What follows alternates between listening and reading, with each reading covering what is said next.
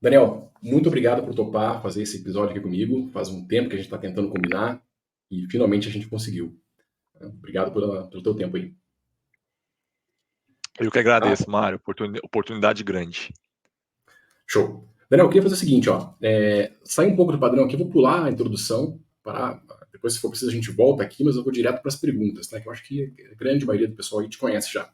Então, minha primeira pergunta é o seguinte: eu vi em algum lugar, algum post teu, que falava o seguinte, que o melhor conselho que tu já recebeu foi uma pergunta, por que não? Eu queria saber o seguinte, ó, quem te deu esse conselho e como que tu aplica ele na tua vida? Ô, Mário, esse porquê não é algo que eu ouvi quando eu decidi, de fato, fazer engenharia em São Paulo. Sou do interior de Minas. Aham. E eu tinha um amigo que ele era de poucas palavras e poucos conselhos, né? E geralmente quando ele ia aconselhar, ele fazia perguntas retóricas, enfim. E compartilhando com ele ali meu desejo de ir para São Paulo, buscar oportunidades melhores de ensino e também de trabalho, ele virou para mim e falou: por que não? Né? E aí, naquele momento, me deu um start. Falei: como assim? De fato, por que não? Né? Realmente, eu estava com 22, 23 anos e, e tinha ali é, muitos anseios, mas um campo de oportunidades pela frente. Né? Então, depois eu acabei realmente me refletindo sobre isso e me perguntando por que não, e realmente eu entendi que era viável, tinha possibilidade. Desde então, o porquê não faz constantemente parte da minha vida, sempre me desafiando. Show de bola, Daniel. E, e o seguinte, ó, eu tenho muita coisa que eu vejo nos teus posts lá que eu me identifico bastante, né? Uma delas é o seguinte, uma frase de um post teu falava assim, ó, trabalhador que estuda não é estudante que trabalha.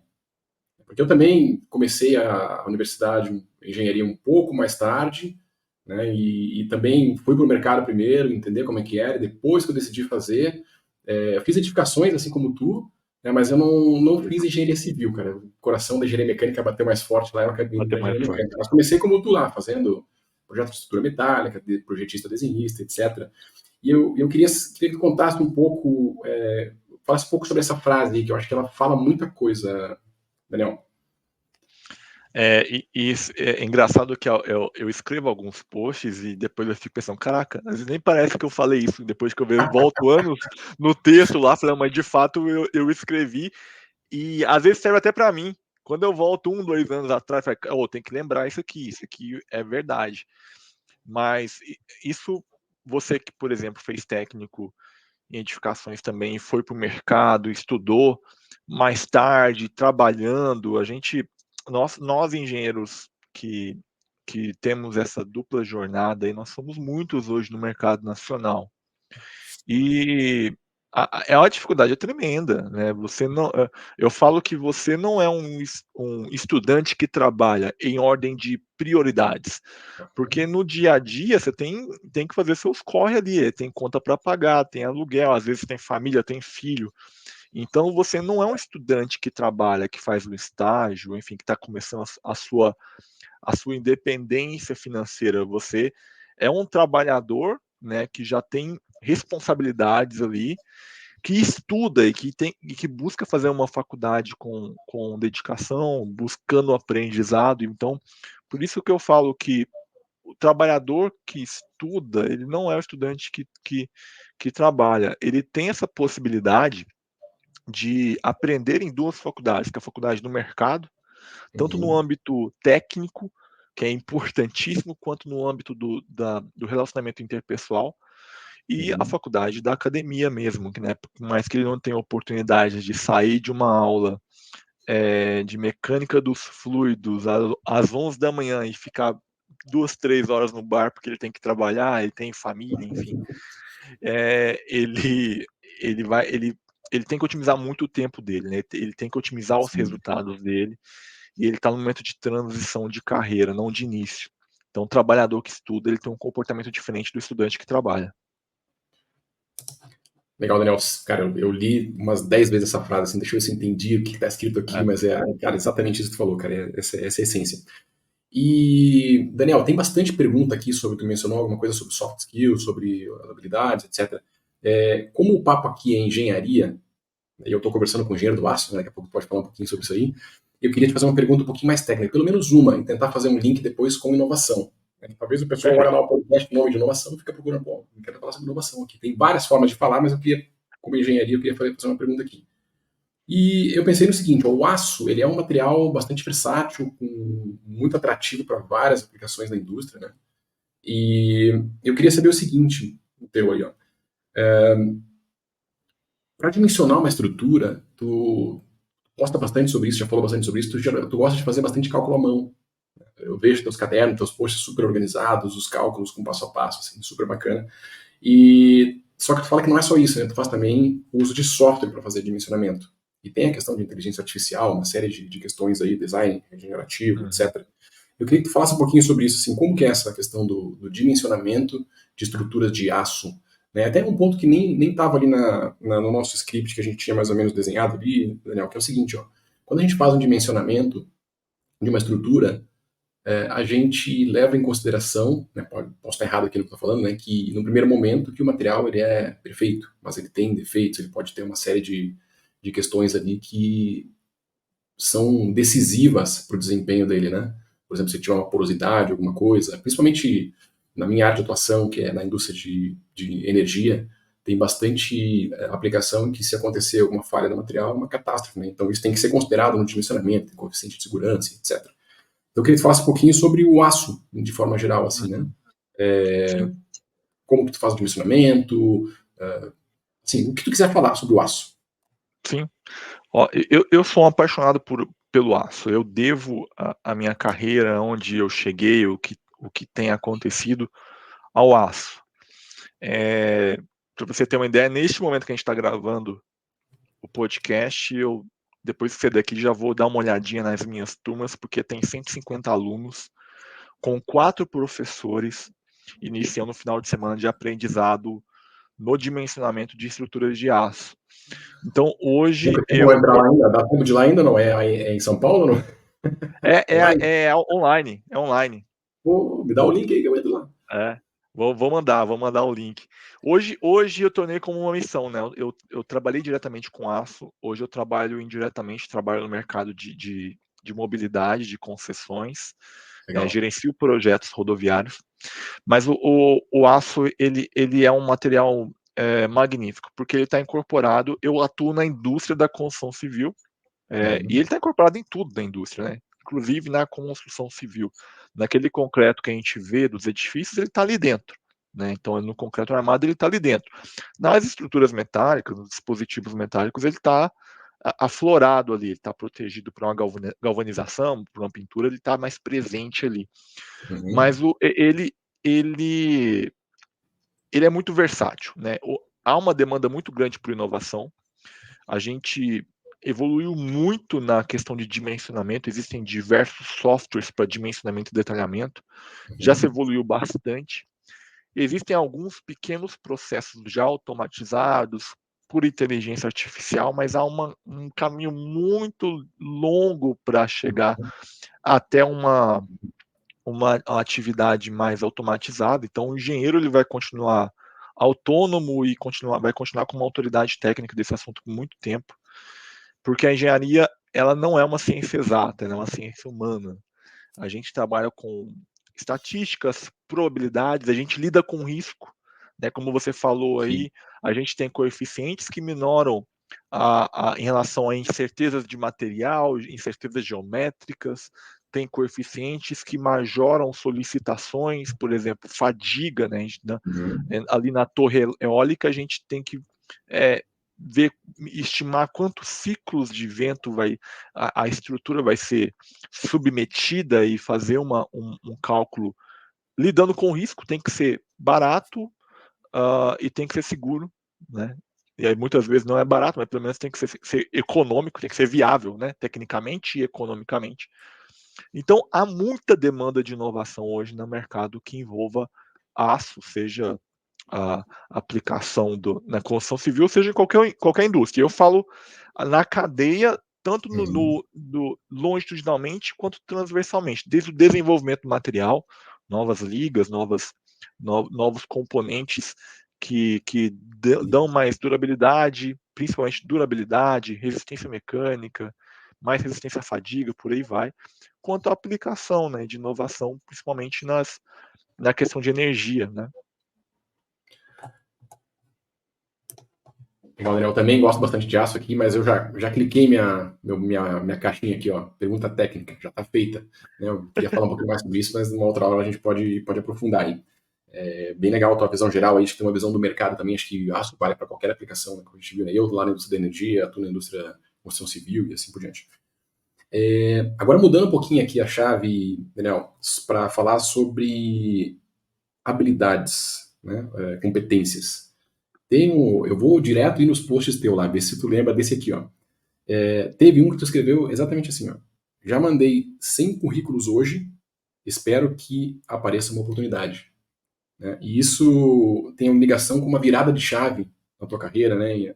No teu uso do LinkedIn para construir a tua marca digital, que é uma coisa que eu gosto bastante também. Eu gosto de ter uma presença lá, não tanto como tu faz lá, mas de vez em quando eu vou lá, publico alguma coisa, compartilho podcast e alguma coisa que eu fiz interessante. Eu queria que tu contasse um pouquinho como que é essa experiência aí, Daniel, essa questão de construir a tua marca digital no LinkedIn. Isso é importante demais, viu, Mário? Essa semana mesmo eu dei uma palestra sobre marca e reputação profissional.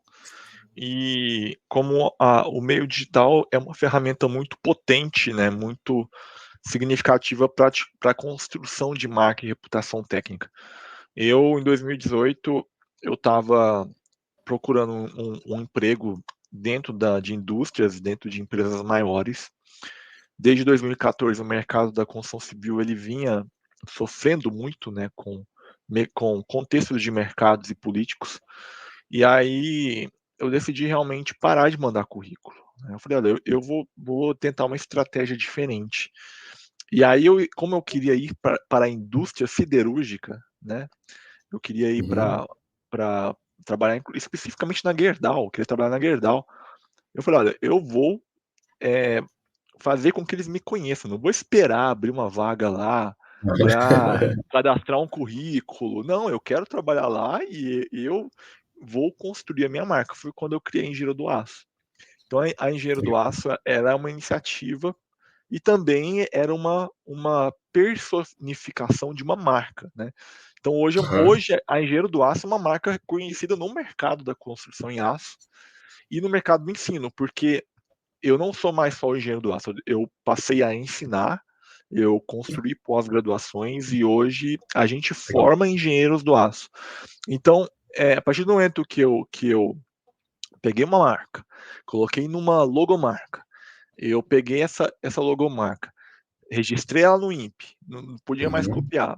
Eu abri um CNPJ, eu criei um site, eu comecei a produzir conteúdo, eu me libertei do processo de mandar currículo. E aí eu usei um canal, né, porque toda marca se comunica com o público-alvo. Eu usei um canal que foi o LinkedIn para comunicar com os colaboradores da Gerdau e com o mercado de forma geral. Uhum. E deu muito certo, né? Eu não cheguei a ser colaborador direto deles, mas fizemos muitas parcerias. Depois eu fui trabalhar na ArcelorMittal, concorrente deles. E hoje Uhum. eu tenho, acho, 4 ou 5 alunos do corpo técnico deles. Então você vê que às vezes há uma forma diferente de você conseguir oportunidades além do clássico mandar e disparar currículo e se cadastrar em vagas. Muito, muito interessante, Daniel. Dá pra ver assim certinho que tu botou na cabeça que era aquilo que tu queria, montou uma estratégia, e tua estratégia também, com certeza, não ajudou só tu, né? Ajudou um monte de gente que se inspira contigo, né? Incluindo eu, que acompanho teus posts lá. E hoje, E. hoje, hoje é um dia até marcante para mim, Mário. É muito bom estar conversando com você hoje, porque tem 2 anos e meio que eu abri as turmas de engenheiro do aço, né? E Uhum. você vê que hoje a gente está tendo lá, nesse momento agora, aulas Uhum. de métodos e elementos finitos. A gente está tendo uma turma, na quinta turma, na sétima turma, resmate, aquele resistência dos materiais, Uhum. lembrando a galera, conceitos iniciais. Legal. Está tendo na turma, na quarta turma, ligações e conexões, e está tendo sexta turma, perfis laminados. Então você vê que a gente está construindo um exército Que legal. de engenheiros do aço. Então isso é muito bom. Estou muito feliz, especificamente hoje, com o fato de eu não construir uma carreira só para mim ou só para a empresa que eu atuo como colaborador, né? Construir, disseminar ensino e também ajudar os colegas a crescerem também. Show, show de bola. Parabéns aí pela tua jornada, Daniel. Muito legal. E agora eu queria falar o seguinte, ó. Deixa eu pegar minha cola aqui. Tem um monte de pergunta ainda aqui, cara. Vamos ver se a gente consegue fazer todas aqui. Bom, tu já atingiu um bom nível técnico, né, Daniel? Isso é incontestável, né? A gente sabe, tem teu curso, né? E imagino que tu põe a mão na massa dando aula também, não só coordena o pessoal lá, né? Eu imagino que tu de vez em quando também dá umas aulas, ou se não der, já deu aulas no passado. E eu li em algum lugar também, possivelmente lá no LinkedIn, que alguém já te pediu para fazer uma prova de metálicas para ti, né? Esse não, né, mostrando a importância de atuar com ética na profissão. E eu queria te perguntar o seguinte, ó, né, além de conhecimento técnico, que é essencial para o engenheiro, para uma engenheira, e a ética, né, que mais, que outras competências um engenheiro ou uma engenheira precisa para se destacar hoje? Pô, legal, boa pergunta, viu, Mário? Eu já recebi muita proposta para fazer prova de aluno de estruturas metálicas. Estruturas metálicas na graduação de engenharia civil costuma reprovar muita gente. Muito por falta da qualidade do ensino, né, que as universidades têm praticado, e também pela dificuldade intrínseca da matéria, né? Mas eu lembro de ter feito esse post, falado, obviamente não divulguei a pessoa, mas era do Mackenzie, onde eu formei, né? E eu fiquei assim, não chocado, porque isso acontece, mas eu fiquei, vi como uma oportunidade de falar sobre ética na profissão, né? Então, que tipo de profissional você está se tornando se você já começa burlando, né?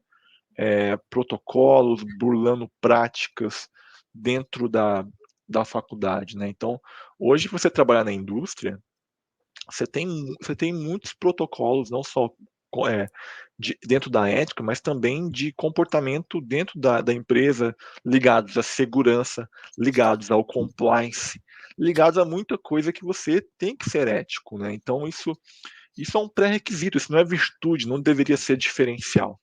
Então, eu entendo que para ser um engenheiro de qualidade e de renome, você não precisa buscar atalhos que vão contra a ética, contra o compliance, contra as boas práticas de engenharia e de segurança, né? Então a gente tem que prezar muito, muito em relação a tudo isso, tá?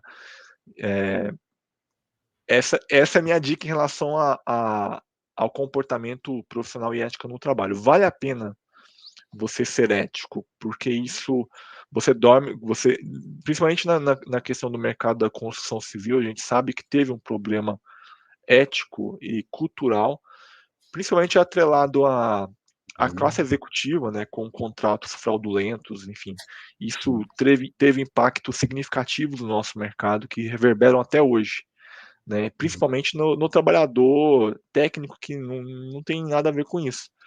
Então, essa é uma pauta que eu falo muito, porque eu já vi gente chegando, coordenador chegando do meu lado, isso no passado, né, longínquo, de o técnico falar que o volume de aterro era tal, ele fala, não, mas tem que ser tal, porque isso daqui vai ser usado para o contrato não sei o quê, para um aditivo meio escuso ali, meio contraditório. Então, hoje, a gente está buscando um comportamento cultural, um comportamento diferente nas práticas de mercado. Então, é importante que você já venha para o mercado sabendo que é imprescindível que você tenha ética nos seus relacionamentos e práticas de atividade profissional. Legal, Daniel. E como tu bem colocou ali, né? Eu acho que não é só questão de. É um diferencial. É básico, né? Tem que ser isso, tem que ser assim, né? E Verdade. esse é um exemplo legal de como. Até fazer um outro comentário aqui. Minha próxima pergunta tem a ver com um post também, Daniel. Já vou adiantando aqui. Boa. Eu gosto muito da maneira como tu coloca os teus posts, como tu faz as amarrações. Tu traz sempre conecta alguma história tua e faz um link, assim, que é sempre uma leitura envolvente, cara. Eu gosto muito dos teus posts mesmo. Eles não são muito longos, eles são uma leitura ali que te faz dar uma pensada ali, tá tomando um cafezinho, dar uma pensada, poxa, realmente isso aqui é legal, e é uma experiência verdadeira, né? E a próxima que eu quero fazer aqui é o seguinte, ó. Tem um post desse aqui, exatamente como tu escreveu lá, tá? E essa aqui, eu lembro que quando eu li ele, eu tava na minha sala e eu fiquei olhando pra parede e falei, caramba, cara, isso é muito verdade. Falou assim, ó, mantenha sempre no seu campo de visão, mental e física, gatilhos de competência. Sim. Fala um pouco sobre isso aí. Muito É. legal essa história.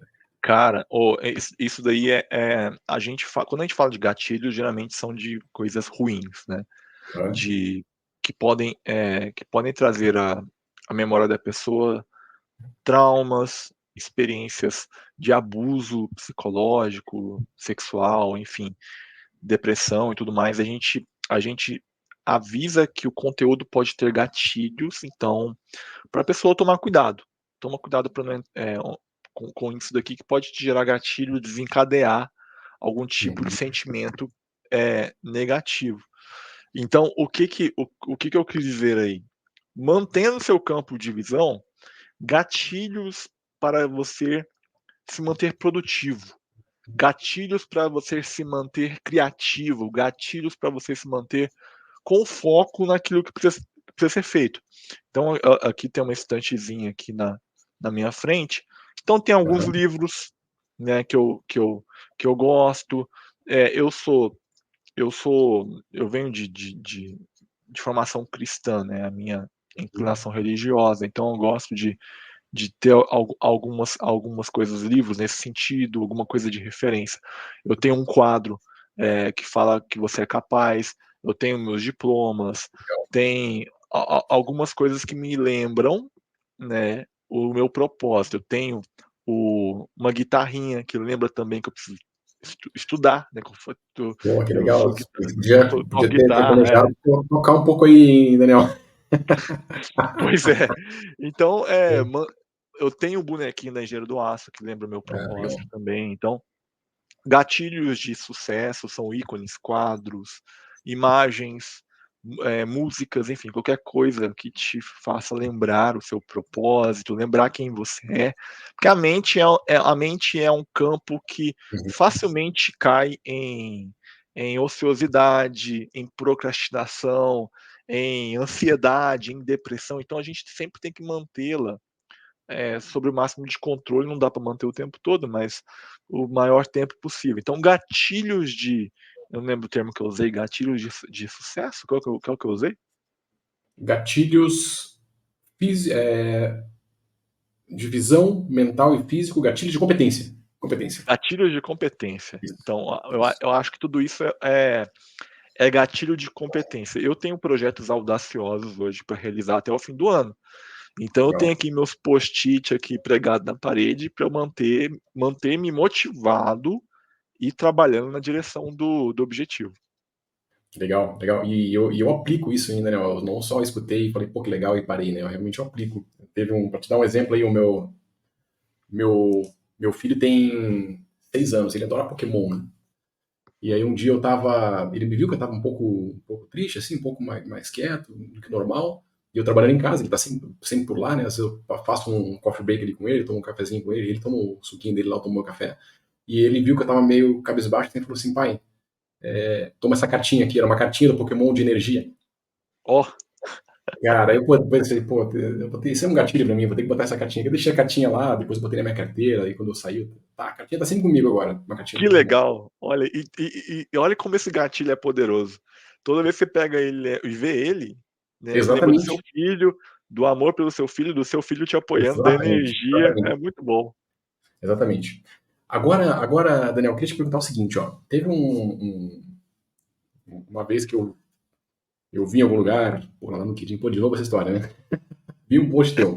Mas pô, é lá que tu conta tuas histórias, né? É lá que eu consumo teu É. material lá. E teve um que, poxa, que eu gosto bastante também, agora eu acho que é mais de um post, né? Não tem uma frase específica, mas tu comentou alguma coisa sobre como tu transfere o que tu aprende no esporte para o teu mundo mais pessoal e profissional, né? Como que isso te ajuda a ser uma pessoa mais produtiva, mais criativa? Como que isso envolve? E, inclusive, eu lembro que tu postou alguma coisa dizendo que tu já correu 10 quilômetros em menos de 40 minutos, que foi uma jornada assim bem intensa e que é um resultado, um pacing muito bom, né? Eu já consegui fazer alguma coisa parecida, mas com 5 quilômetros há muito tempo atrás. Hoje já não sei se eu consigo. Então, eu queria que tu falasse um pouquinho assim, como que tu leva esse conhecimento do esporte, né, que é muito bacana, para a tua atuação profissional. Omar, eu gosto muito de esporte. Já fui mais ativo, né? Mas hoje a gente treina mais com o objetivo de manter a saúde mental e física, não com o objetivo de performance. Mas já treinei até os 16 anos com o objetivo de tentar ser jogador profissional. Eu era goleiro, então Sério? Pô, que legal. é, quem treinou futebol de campo sabe que o treino de goleiro é muito exaustivo. Então eu trouxe essa disciplina de treino físico desde cedo. E sempre estou conectado. Eu moro do lado do CT de São Paulo. Ontem mesmo, no LinkedIn, eu escrevi sobre o Rogério Ceni, falando sobre a história como ele se relata quando observou o Rogério depois dos treinos, sozinho, sem ninguém pedir, sem ninguém motivar ele, sequer Aham. apoiar. Acabava o treino, todo mundo ia embora, ele puxava a barreira, colocava o colete no ângulo e ia lá e ficava batendo falta, batendo falta, Caramba, que legal. batendo falta. Esse post eu não vi, cara. Vou dar uma olhada lá. Legal essa história. Postei sobre isso ontem. Então você vê que em uma época que a gente está com uma escassez de excelência, a maioria Uhum. das pessoas trabalham apenas para ter o resultado suficiente, né? Aham. É, até isso é complicado hoje. Eu coordeno aula e eu sei como está enraizado na cultura. A gente está com dificuldade de entregar e receber o suficiente, quanto mais o excelente. Então, o esporte ele te empurra e te motiva a sempre entregar o excelente. Então, quando eu corria, eu acho que a corrida é democrática nesse sentido, porque eu estava ali eu ainda corro, mas não com o objetivo de performance. Aham. Mas a minha meta era sempre baixar pace. Você corre, você sabe que correr 10 km num pace de sub 4 por quilômetro, 3,45, 3,50, 3,55, é complicado, É. né? Ainda mais quando você tem 1,90 m e tem 82 quilos. Então, mas você tem as pernas grandes. Não, a sua massa é maior, né? Você tem um É. arrasto maior de vento. Então você gasta mais energia para percorrer 1 quilômetro que o cara que tem 1,70 m. Então por isso que não tem campeão de maratona maior que 1,74 m, eu acho. Mas aquilo me motivava e eu trazia essa disciplina de treino diário, de dieta, de mentalidade orientada a bater o resultado para a vida particular, para a vida profissional. Eu acho que muito disso, da gente chegar hoje a ser um dos engenheiros que consegue se comunicar de forma muito efetiva com o mercado de forma global, é por causa disso. Então, eu sempre recomendo, né? Cara, ensina esporte para os seus filhos, porque ele vai aprender a perder, ele vai chorar, ele vai se Exatamente. superar, ele vai competir, e o mercado é um mercado de competência, de Uhum. competências e competição, né? Então isso foi muito bom para mim. Hoje o esporte está, eu mais pedalo do que corro, mas Aham. é mais no sentido de manter a saúde em dia. Mas na época que eu fui competidor, fazendo 5 km com 17, 18 minutos, competidor amador, claro, né? Porque o Aham. profissional faz 13, 14. Foi muito bom para mim, foi muito bom. Imagino. E, Daniel, uma coisa que tu comentou há um tempo comigo, assim, até deixa eu, continuando aqui no campo do esporte, cara. Tem muita coisa do esporte também que ajuda a criatividade, como tu comentou, né? A pessoa, por exemplo, vai para uma caminhada, para uma corrida, ela consegue, às vezes, abrir um pouco mais a cabeça, consegue entender melhor algumas coisas que talvez estavam mais complexas. Eu já corria, às vezes eu corria na hora do almoço, cara, eu saía assim, pô, eu preciso resolver um problema aqui, vou dar uma caminhada, dar uma corrida, volto, e o problema parece que deu aquele estalo, né? E eu queria te perguntar o seguinte, ó, tem alguma biografia? Eu gosto bastante de ler biografia. Não sei se tu tem alguma biografia de esporte que tu gosta, algum livro para recomendar aí para. Isso é interesse meu, né? Mas aí quem estiver ouvindo aí também pode anotar alguma coisa. Eu acho Tem que eu nunca li alguma. uma biografia específica de esporte. Obviamente temos pessoas aí inspiradoras, né, que eu até deveria Sim. realmente ler, inclusive no esporte nacional, né, Uhum. o Oscar, Senna, como eu fui goleiro, gosto muito do Rogério Ceni, do Uhum. profissionalismo e da entrega que ele teve, enfim, dos números extraordinários. Nunca li, nunca me lembro agora, nunca li uma biografia específica, mas fica como uma demanda para mim, isso daí. Beleza. Agora é o seguinte, ó. Primeira vez que a gente se falou, Daniel, a gente estava num café. E eu lembro que tu postava também algumas coisas dizendo assim, pô, eu trabalho num café, trabalho numa padaria, trabalho, sei lá, não sei se era em Minas ou em São Paulo, onde que tu estava. E eu queria saber também exatamente. Hoje tem uma bastante discussão de qual que é mais efetivo, trabalho remoto, trabalho híbrido, trabalho presencial. Eu trabalho 100% remoto, né? Não gosto muito do termo remoto, aprendi isso com o Matt Mullenweg. Ele chama de equipe distribuída, não equipe remota, que remoto dá a entender que está lá no meio do nada, assim. Eu achei interessante que Uhum. ele usa essa conotação. E isso, de alguma forma, como que trabalhar em locais diferentes, né? A essência que eu quero te perguntar é assim, como trabalhar em locais diferentes é, estimula a criatividade e produtividade, né? E trabalhando em um lugar diferente, muitas vezes tu está de uma forma distribuída, né? Tu tem uma equipe distribuída. Ou às vezes pode ser que Sim. tu convide algum colega para ter uma reunião almoçando ou tomando um café em algum lugar diferente. Como que isso afeta a criatividade e produtividade, Daniel? Mário, olha, essa pergunta é muito boa e pertinente, porque a gente já tem alguns anos, 2 a 3 anos que a pandemia acabou, não lembro, mas a gente tem um certo período já, né? Você percebe que tem muita gente voltando para o movimento contrário de 100% Uhum. presencial. Hoje, como colaborador da CCR, eu atuo de forma híbrida. Eu tenho um cargo de confiança, né? Então, para você trabalhar Uhum. híbrido, você tem que ter um cargo de confiança. E a gente vai 2 vezes por semana no escritório. É em Jundiaí, eu moro em São Paulo, eu moro aqui na saída da, da zona oeste, então é fácil de ir para Jundiaí. E trabalho 3 dias em casa. Isso é cultura, tá? Hoje eu entendo e respeito as diferentes culturas. Eu, por exemplo, estou desenvolvendo um projeto agora com um escritório que é 100% presencial, e foi o escritório estrutural de estruturas que mais cresceu nos últimos anos. E Legal. ele não atua de forma híbrida ou remota, né? Gostei dessa sua observação sobre o termo. Distribuído, né? Que o cara fala. Distribuído.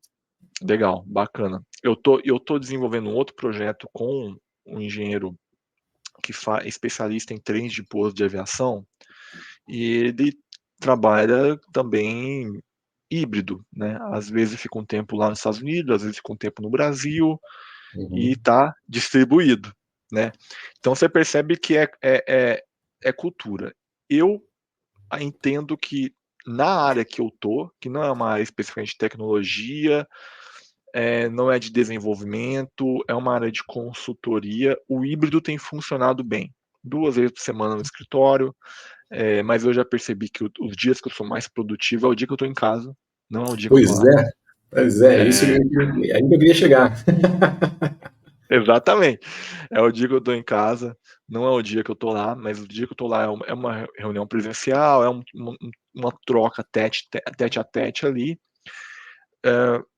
E eu prefiro hoje trabalhar assim, né? Na demanda que eu estou atuando, eu prefiro hoje trabalhar assim. Mas, ao mesmo tempo, eu tenho projetos educacionais, tenho mais de 300 alunos Uhum. e devo fechar o ano, talvez, com o dobro disso, se Deus quiser, Legal. em ensino 100% online.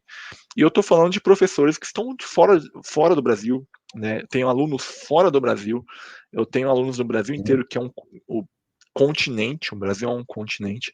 Então, eu defendo a cultura do híbrido, remoto ou distribuído, mas eu entendo também a cultura do presencial. E Uhum. hoje, na minha opinião, o equilíbrio talvez funcione bem para a maioria das atividades.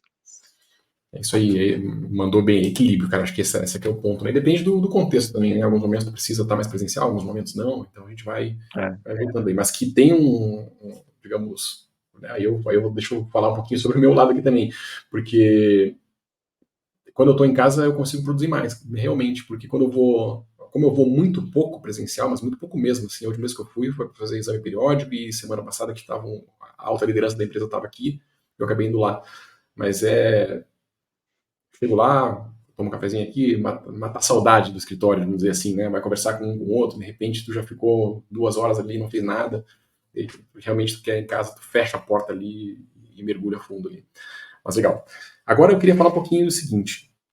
Tá quase acabando aqui, Daniel. A gente já tá chegando no final da minha lista aí. Eu posso criar mais aqui também da Cartola aqui, mas vamos manter o script aí. Tu fala bastante sobre aprendizado contínuo também nas tuas comunicações lá no LinkedIn, nas tuas conversas lá. E eu queria saber o seguinte, como que tu faz para se manter atualizado? Porque hoje a gente sabe que informação tem de um monte, né? A gente sabe que, por exemplo, muita coisa acontecendo com inteligência artificial, uma série de questões digitais, etc. E a gente tem que ficar olhando para isso tudo e vendo como isso tudo está evoluindo, né? Como que tu faz para se atualizar, Daniel? Olha, eu acho que hoje, quando você faz um bom filme, a dificuldade eu acho que a edição é mais do que tirar do que manter, né? Você fica com dúvidas sobre o que você tira, né, daquela produção ali para ficar um conteúdo coeso, enfim, ter uma continuidade legal ali. E não é incomum a gente ver cenas que foram excluídas de alguma produção, de uma série ou filme, que fala, nossa, mas que cena bacana, né? Uhum. Por que não colocaram, né? Ou então, nossa, ainda bem que não colocaram isso daqui, né? Eu acho que Pô, eu espero que esse é, podcast, eu espero que esse podcast aqui, pô, cara, não tem que tirar daqui. então. Não, então, hoje a gente está sendo bombardeado, você falou muito bem, bombardeado com informação, bombardeado com pressões, e as principais eu acho que são as nossas internas, né? Com demandas. E eu acho que a questão é a prioridade, né? O que você coloca como prioridade vai te manter atualizado e não deixar você obsoleto.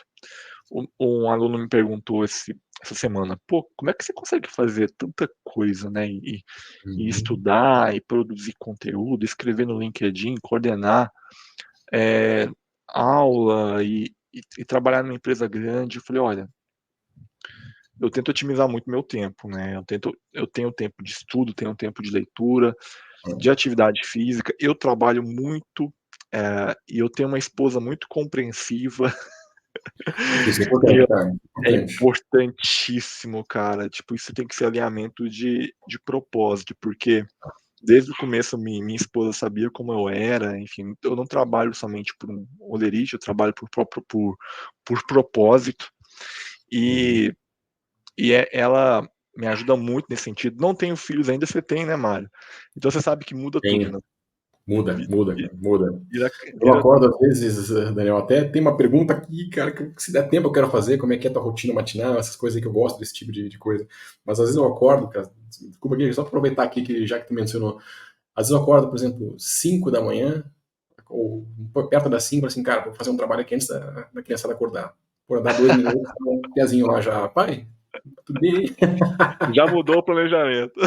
Ah, não tem o que fazer, né? Pô, como é que vai, né? Um sorrisão daquele pô, de manhã cedo, cara. Vai lá, brinca um pouquinho, depois se ajeita e tem que ser flexível, cara. Flexibilidade que é um negócio. Aí É, depois eles vão dormir, tu trabalha mais um pouquinho, grava o podcast sexta-feira, 6 da tarde foi o horário que a gente conseguiu. seis E da você vê tarde. que Puxa, e para se manter atualizado com essas demandas todas, você tem que ter um nível de organização e adaptação muito grande, né? Não é, tem, não tem jeito. exatamente. Eu li um livro do Greg acho que fala assim. Ah, o Greg McKeown. Cara, eu adoro os livros dele. Qual Greg deles tu leu? McKeown, isso daí. Eu li o Essencialismo e estou lendo Essencialismo. agora o Sem Esforço que está aqui na minha frente. Aqui. Eu leio a maioria eu leio pelo Kindle, mas, Aham. esse aqui eu estou lendo o físico. Esse aí tá na E minha lista, cara. Depois me conta aqui como é que tu vai postar sobre ele. Ah, eu fico de olho vou lá também. postar, cara, vou postar. Eu comecei a ler hoje, inclusive. Legal. Show. Então, assim, o essencialismo ele te ensina a cortar muita coisa, né? Dizer não para muita coisa. E E eu acho que esse daqui está mais ou menos na linha de otimizar o seu resultado, ou seja, reduzir o esforço, por exemplo, tem que ler um livro, tem que obter um aprendizado, como é que eu posso ser mais produtivo nesse processo? Então, Aham. para se manter atualizado, você tem que otimizar processos. A gente é engenheiro, né? Então a gente otimiza processos para continuar Claro. aprendendo, Essência, continuar né? se desenvolvendo. Tem que aplicar tem que aplicar na essência do negócio, né? E tem É, uma coisa que o Greg McKeown fala no primeiro livro dele, o Essencialismo, que é a palavra prioridade, lá na sua essência, ela é singular, né? Então, você falando assim, tá, é, prioridade é uma coisa só, cara. Tem até um desenho que ele faz lá, um monte de rabisco. Eu achei que eu tava ligado aqui, a câmera, vou voltar aqui, cheio de rabiscos, assim, ó, pra tu ir daqui pra cá, tu pode fazer um monte de volta, ou tu pode simplesmente... é. Essa... Esse desenho é muito bom, que você é uma circunferência, você tem setas para todo lado, assim. Isso, Você tá indo para qual exatamente. direção? Não, pega isso, concentra numa direção só e vai, Exatamente, né? exatamente. E isso me fez pensar muito, assim, quando eu estava naquele momento, assim, poxa, o que eu vou fazer em 2024? Poxa, vamos pensar aqui, fazer um monte de lista, né? Eu falei assim, cara, mas disso tudo aqui, o que é prioridade? E aí tu começa É, a refletir, né? Pô, será que eu preciso ter 10 coisas para fazer? Ou será que eu preciso focar aqui? Né? E essa, pô, daria um outro episódio só sobre isso, né, Daniel? Tem bastante é coisa para falar verdade. aqui. Mas legal, bem colocado, cara, e boa o link aí que tu fez com o link com o livro do Maquin, que eu gosto bastante também. E eu acho que a gente pode ir fechando aqui então, né? Se tu quiser, a gente deixa aí a galera. Pode até fazer um post sobre isso, né? Algum dia, né? Sobre como é a tua rotina matinal. Quando tu acorda, como é que tu faz. Eu tenho a minha rotina, mas a minha rotina muda a cada X tempo, né? Eu tô testando várias combinações, várias configurações aí. Mas pode deixar para um outro momento aí. Tu pode compartilhar alguma coisa no LinkedIn lá, a gente Boa, compartilha, a gente interage contigo boa. lá. Para Sim. ficar aqui, Daniel, eu queria te perguntar o seguinte, ó. Como que o pessoal pode fazer, quem está escutando aí, quem está assistindo também, né? Que agora eu estou fazendo um vídeo, como que o pessoal pode te encontrar, né? E se tu quiser também falar um pouquinho sobre como o pessoal faz para fazer teus cursos, onde é que encontra, tuas Uhum. páginas, depois eu coloco o link também quando a gente for compartilhar isso aqui. Boa. O jeito mais fácil de me encontrar, Mara, é pelo LinkedIn. Lá é tranquilo, eu Perfeito. sempre respondo as mensagens. Aham. Só não consegue me adicionar porque eu já cheguei nos 30 mil lá que eles Ah, não limitam, consegue, então não sabia disso. não dá, cara, não Mas dá dá. para te mandar mensagem normal, que eu lembro que o primeiro contato Dá para contigo foi por lá, mandar, né? Ah, dá para mandar legal. mensagem, a gente troca ideia lá, eu sempre respondo todo mundo, sempre vale a pena me seguir, sempre eu escrevendo lá, escrevo todo dia.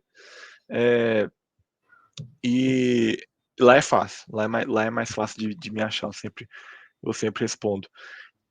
E é muito bom poder estar contigo falando sobre isso aqui, me comunicando com outros colegas, porque a gente está na mesma caminhada, né, Mário? A gente está no mesmo propósito de desenvolvimento. E essa oportunidade de conversar sobre o que pode melhorar nosso desempenho, nossa performance, quais são as competências diferenciais aí que a gente pode construir no mercado hoje. Isso enriquece muito nossa carreira e é muito bom poder pensar sobre isso. Uma coisa que eu faço com um propósito lá, Mário, é resgatar a identidade do engenheiro, né? Eu acho que o engenheiro, nos Legal. últimos anos, ele perdeu um pouco do orgulho, do valor, das premissas ali que envolvia o caráter e a honra da Uhum. atividade dele. E eu uso o LinkedIn para lembrá-lo, né, de quem ele é, qual que é o propósito dele no mercado, o que ele pode construir de diferencial. E também nos meus cursos hoje eu comecei atuando dentro das áreas que eu tenho domínio técnico, que é em projetos estruturais e estrutura metálica e ponte de viaduto, né? Então Aham. hoje eu acho que eu já tenho as pós-graduações, as maiores pós-graduações desse mercado. A gente tem centenas de alunos aí estudando com a gente, se tornando engenheiros do aço e se Uhum. tornando engenheiros de pontes. E eu percebi que, por que não? Voltando ao começo Olha lá, ó, vamos do fechar com essa podcast, dúvida aí. Show de por que bola. não? E aí, como eu sou um cara muito inquieto, eu estou pisando agora em mercados que não tenho domínio técnico, mas eu tenho o Interessante. trânsito, o diálogo, tenho Aham. contatos, e eu sou bom em criar metodologias de ensino e qualificação e capacitação de colegas engenheiros. Então, hoje, a gente está criando engenheiros, está criando a Engenheiro do Ar. Esse aqui Do é ar? Engenheiro do Caramba! ar. Isso daqui cara, isso aqui é novidadíssima. Tem Olha coisa a ver que, com mecânica dos fluidos, com energia eólica, o que é isso cara, aí? é engenharia aeronáutica. Aeronáutica. Pô, quando Engenharia não tinha costume aeronáutica. disso. Porra. A gente, hoje, para você estudar engenharia aeronáutica no Brasil é muito complicado, mas é uma indústria que existe, é uma indústria que contrata, e é uma indústria que tá aí. Os engenheiros brasileiros são os melhores engenheiros aeronáuticos do mundo, né? Então a gente conseguiu juntar um time Poxa, que legal, que gente, legal. muita gente de fora, gente do Canadá, gente dos Estados Unidos, Legal mesmo. gente do Japão, que vai ensinar brasileiro sobre projeto e manufatura de aeronaves. Então isso vai ser muito legal. Então o engenheiro do Poxa, ar está surgindo. que bacana. Não, não só engenheiro do ar, mas a engenheiro de edifícios, de construção de edifícios, Aham. projetos de edifícios, que também está envolvido com a minha área. A engenheiro de dados, né? Dados da informação, gestão de Uhum. dados, também está surgindo. E a engenheiro de finanças, que é sobre mercado financeiro. Por que, que o mercado financeiro é atrativo para engenheiros? E a gente vai ensinar, né? Poxa, isso aí é um Como, assunto muito top, é, né? não somente para quem quer atuar, mas para quem quer gerir melhor suas finanças, enfim, empreender, Aham. gerar renda passiva. Ah, muito bom, muito É, legal. é. Tem Então, um... hoje, o porquê não tá me movendo. Não, mas que legal, Daniel. Obrigado por compartilhar com a gente aí. Inclusive tem sobre aeronáutica, tem um episódio meu que eu gravei com o Hugo Rezende, cara. Não sei se tu conhece o Hugo Rezende. Ele também é bem Grande ativo Hugo. no LinkedIn, eu conversei com Diferente. ele, não sei se tu chegou a ver meu episódio com ele, mas a gente falou bastante sobre a Embraer, né? Ele contou bastante É, coisa de lá e a gente tocou um pouquinho em questão de qualidade do engenheiro no Brasil, diferença entre pesquisa e desenvolvimento, que ele fala bastante, né? Que ele tem uma é, visão assim que eu acho sensacional, que ele divide bem, né? O que é um, o que é outro, e puxa essa discussão também no LinkedIn de uma forma bem enfática ali, e inovação, traz né? bastante Fala muito de coisa, inovação, né? inovação, etc. E eu gravei um episódio, estou fazendo uma propaganda do meu podcast aqui, cara, o pessoal voltar lá no episódio Não. e ver, acho que foi no ano Assistam, passado que eu gravei porque, com ele. porque o Hugo é um cara assim, fenomenal. Um cara É mesmo, cara, é fenomenal. muito, muito É, bom. é. Não foi gravado assim, né, com vídeo, ele foi só no áudio, né, não Uhum. tinha a minha câmera ainda, mas agora, Agora talvez já tenha que é. gravar outro com ele aí, e no futuro. Mas enfim, muito bacana o Engenheiro do Ar, cara, tô curioso aí para saber como é que vai ser, e tem que fazer algum dia um engenheiro do fundo do mar também, porque eu trabalho bastante com equipamento subsea, e essa é uma coisa que Boa. tem coisa lá. Por que não, né? Dá uma Mário, pensada aí. por que não? Por que não, É, né? Por que não? Vamos lá, vamos, engenheiro vamos de em frente. subsea, engenheiro do fundo do mar. Engenheiro do fundo do mar ou engenheiro do mar, né? Porque aí gera a Engenheiro do pergunta mar, assim, engenheiro do mar, né? Não, é engenheiro que trabalha com. exatamente. Daniel, acho que fechamos aqui, já deu aqui um tempo legal. Espero que eu não precise cortar nada aqui. Acho que preciso ter dificuldade para fechar. Eu sempre penso no episódio assim, mais ou menos no máximo uma hora, né? A gente está aqui com 50 e poucos minutos, dando um spoiler aí. Mas muito legal tua conversa contigo. Um bate-papo aqui no final da tarde, começo da noite aí já, sobre engenharia, sobre aço, sobre soft skills, sobre tudo um pouco aí. Sobre teus cursos. Então, para quem está ouvindo aí, acho que vale a pena, quem não segue o Daniel aí, vai lá no LinkedIn, procura lá por Daniel Ferraz, dá uma olhada nos cursos que o Daniel tem, porque tem muita coisa legal lá, né? Estrutura metálica é bacana, e não é só isso, né? Tem bastante coisa aí, como tu acabou de comentar. Daniel, muito obrigado de novo, foi uma honra ter tu aqui no meu podcast, e bom final de semana aí, e até mais. Obrigado, viu, Mário? E abraço a todo mundo aí que tá ouvindo e vamos que vamos, engenheiros. Valeu, falou!